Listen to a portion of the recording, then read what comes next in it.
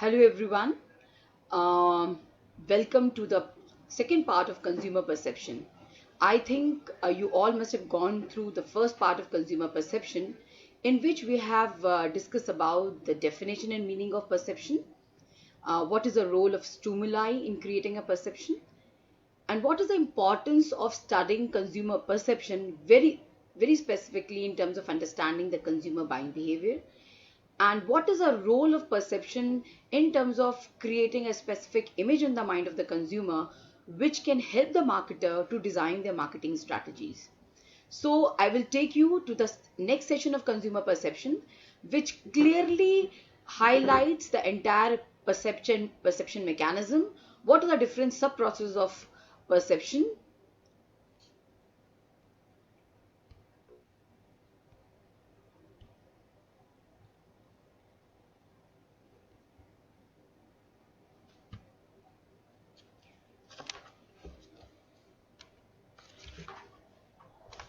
So yes, as I have already discussed with in the first part, that perceptual mechanism is impacted by two kind of factors. The first is talking about the external factor, which is related to the stimuli and the environment. Stimuli can be anything. It can be a brand packaging, it can be a logo, it can be a sign, it can be a symbol, it can be an advertisement also. And the second factor which impact the perceptual mechanism is related to the perceiver in the form of demographic, socioculture, and psychological factor. That is why it generally happen. I think you all must have experienced that people perceive things differently.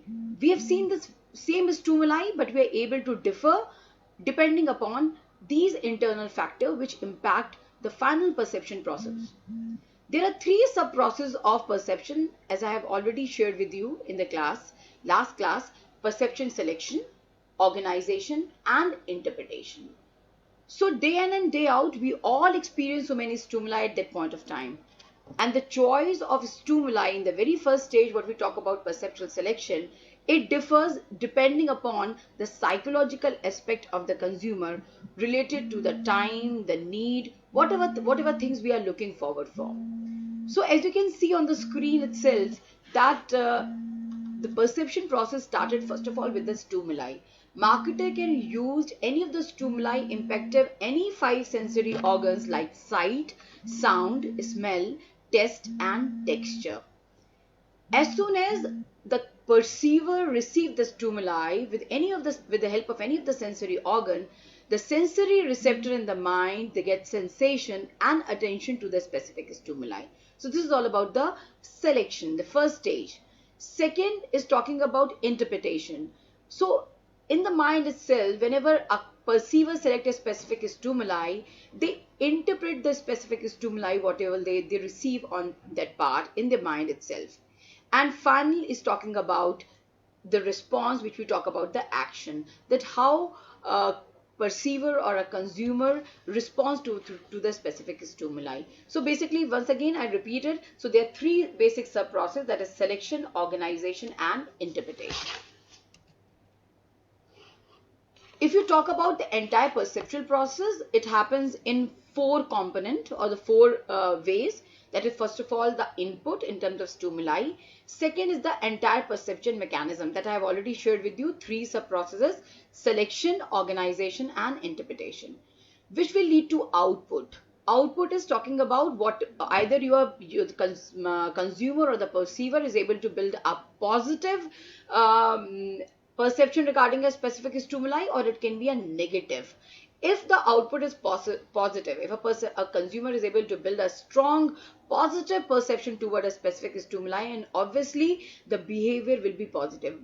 Behavior is what, when you're talking about in terms of marketing, behavior is that consumer will go and buy the product because he's got a specific perception which is developed positively regarding the stimuli, and we as a marketer can see the behavior in terms of outcome when the specific sale of the product increases. So talking about three sub processes: perceptual selection, organization, and interpretation. As I have already shared, the perceptual selection, organization, and interpretation happens in the human mind. and is done on the basis of two things, that is internal and external. Internal, talking about the characteristic of a perceiver. Suppose I'll take you a I'll give you a hypothetical situation that you want that you went to a same mall along with your friend, but you are looking forward for any of in a specific apparel in a specific price range, like let us take example in between 500 rupees to 2000 rupees. On the other hand, your friend who also went along with you going to the same place, same shop in the mall, but he wants something in between 2000 rupees to 3000 rupees. So what will happen? The place is same, the mall is same, the shop is same, but yes, the perceiver need is different. So obviously when he go for a shop, he will look forward for the apparels which price ranges from 500 to 1000, and your friend will look forward for the price range that is 2000 to 3000. So it depend upon the perceiver need also, what the person is looking forward for. Second is talking about characteristic of a situation, that is an external factor. I think I've already shared with you that nowadays you're finding so many companies are coming up within their hand sanitizer, talking about alcohol based, right? Previously we are also using the hand sanitizer, but we have never looked forward for the specific ingredient in the specific hand sanitizer, that is alcohol based. We are very happy with the jelly based or whatever sanitizer we have.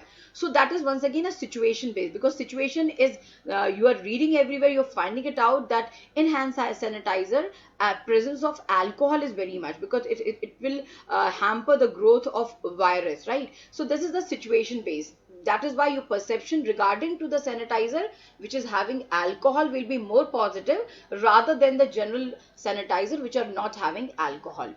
So the characteristic of a perceiver, when you're talking the first part, it is about the learning, experience, knowledge, belief, motivation, need. I've already given an example of need, attitude, personality, social class, culture, etc. The characteristic of situation is talking about time and location, which I've already given you an example of sanitizer, that yes, now the external factor situation is playing a role in terms of developing a specific perception regarding a brand. In the first stage, when we talk about perceptual selection, right? I've already shared with you that we can select, consumer can select, or the person perceiver can select any of the stimuli depending upon what the specific need is all about. Stimuli can be both internal and external. How we go about external is talking about the size, motion, repetition. We have seen so many times that old brands like Nirma, we are seeing them for ages. But yes, what they do, they know that consumer know the brand very well. If they want to launch something or they're coming up with a new advertisement, so you have seen they kept the jingle same, because they find that the very first stage is the selection of the stimuli. If the jingles are same, it is very easy for the consumer to correlate the new advertisement of Nirma along with the previous ad of Nirma. Same, this is I'm talking about the how to use jingle into that. In the same thing, marketer can use the packaging, logo, and even color combinations also in terms of creating the very first stage, that is helping the consumer to select a specific stimuli in terms of building a perception regarding a brand. Internal factor is talking is impacting the consumer buying behavior, that is, or perception is motivation, learning, past experience, and attitude. I think all you must have all seen the new this thing Maharaja Mac Burger, which is launched by McDonald's. Uh, you already know that is aloo tikki burger, very economical, and consumers are buying, and they have a very strong perception regarding the brand, that is very economical, and obviously it is from McDonald's. So branded stuff as comparison to the local vendors who are selling the burger itself. Now the question comes that McDonald's want to build a specific perception regarding that Maharaja Mac in the mind of the consumer. So what they have done, they have used the same, you're seeing that the size has been increased, and you can see the logo is already there, McDonald's. So it clearly help the consumer in terms of selecting the stimuli, that yes, this is once again a burger which is the same brand of McDonald's, which they are using it for so long, but yes, this is something new, that is our Maharaja Mac burger. So for marketer, the input that they can arrive out of this discussion on perceptual selectivity is that they should offer different product for different segments. So they are very clear about that. So they have increased the size. Instead of a person who's having a big appetite or the greater appetite, he can go for a Maharaja Mac burger, and the smaller burger they can target it individually for the kids also, and for the people who are not feeling, so their appetite is small. So this is how they can differentiate the stimuli in terms, the first stage, that is helping the marketer and helping the consumer itself in terms of selecting a specific stimuli. What are the elements of stimuli? As you have already, as I've shared in the slide itself, stimuli is any energy from outside which can stimulate, create a sensation in the mind of the consumer, and which can motivate or sensitize the perceiver in terms of giving a reaction to it. So there are two basic concepts. The first, we'll talk about sensory threshold. I think you all would agree to it that in day in and day out, we experience so many things, so many stimuli, we go through it, but generally we don't notice it. So what happened? Some stimuli we notice it, and some stimuli we generally avoid it. And anything very specifically been asked about from us later on, so we should have responded that yes, I have seen that earlier, but I have not paid heed to it. So every stimuli what marketer want to share with the consumer should have basic strength and intensity to create an impact. So this is the first concept which I want to discuss with you, is sensory threshold. It clearly says that amount of strength and intensity that a stimulus must possess so as to get noticed by sensory receptor. Uh, I think you all must have experienced that when in some of the incidences, we generally have our sensation regarding the lighter smell or faint sound, right? So the point is that the intensity of a smell or a sound is not too much, which can create a impact, or the strength and intensity very low, so it is not able to create a sensation in the mind of the consumer. So that is why we are not able to select that specific stimuli, and we are not able to create any kind of perception regarding those stimuli which are having with the strength and intensity is very, very less. So I think it's very clear to you that sensory threshold is very much required to create an impact of a specific stimuli in the mind of the consumers. So there are two concepts of sensory threshold. The first is talking about absolute threshold. Absolute threshold says that there should be a minimum amount of strength and intensity that a stimulus should possess to get noticed.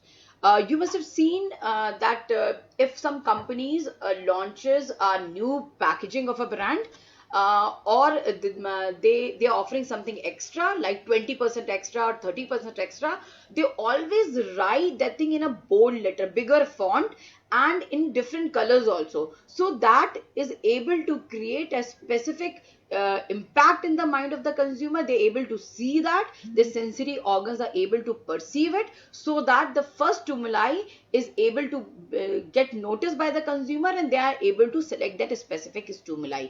So packaging of the chips like font size, color, flash, and are there to make it more attractive.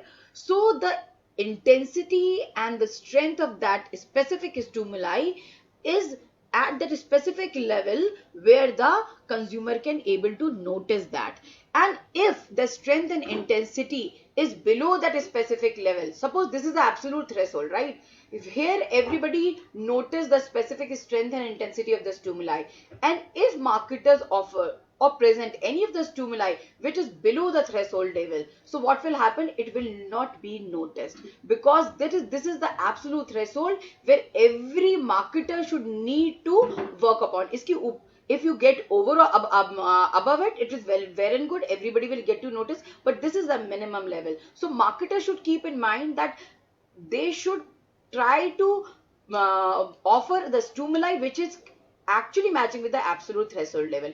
If they are delivering lower than that, then obviously the consumer or the perceiver is not able to perceive their specific stimuli. So advertiser must reach the absolute threshold for consumer to be able to experience the advertising message. It is very, very interesting that the